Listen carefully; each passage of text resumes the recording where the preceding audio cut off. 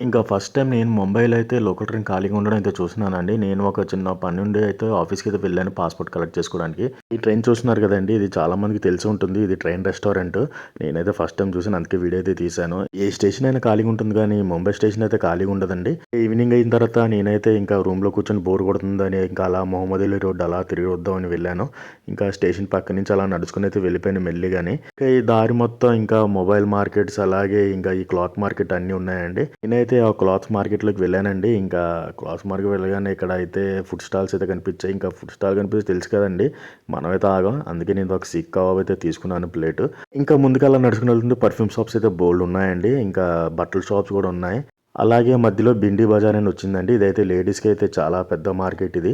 అయితే మెల్లిగా అలా నడుచుకుంటూ నేనైతే మొహమ్మద్ అలీ రోడ్‌కి అయితే వచ్చానండి. ఇదేంటంటే మినార్ మసీద్ దగ్గరికి వచ్చాను. ఇక్కడైతే ఫుడ్ స్టాల్స్ అయితే చాలా విపరీతంగా ఉంటాయి. మీ అందరికీ తెలిసిందే. నేనైతే ఫస్ట్ టైమ్ వచ్చాను. అందుకే ఏదో ఒకటి ట్రై చేద్దామని మొత్తం షాప్స్ అన్నీ జల్లాడించేసానండి ఒకసారి. ఏముంటుందని. ఇంకా అక్కడ ఉన్న ఫుడ్ స్టాల్స్ అన్నీ జల్లాడించానండి. ఇంకా జల్లాడించిన తర్వాత ఇంకేం తిందామని ఆలోచించగా నేనైతే ఒక షాప్‌లో ఆగాను. అక్కడైతే అన్నీ బానే అనిపిస్తున్నాయి. ఇంకా దాంట్లో నేనైతే కీమా నాన్ అయితే తీసుకున్నానండి. ఇదే ఫస్ట్ టైమ్ అయితే ట్రై చేస్తున్నాను. టేస్ట్ అయితే చాలా బాగుంది. ఇదే కీమా నాన్. టేస్టే కాదు ప్రైస్ కూడా అలాగే ఉంది. రూ. 180 అంట.